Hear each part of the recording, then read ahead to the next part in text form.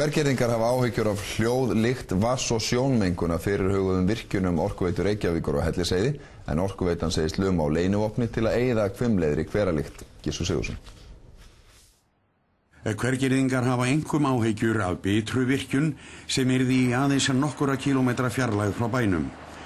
Þetta kom meðal annars fram á borgarafundi málið í Hveragerði í gærkvöld. Þeir óttast líka að grunnvatnið geti mengast og þar með drykkjarvatn bæjarbúa.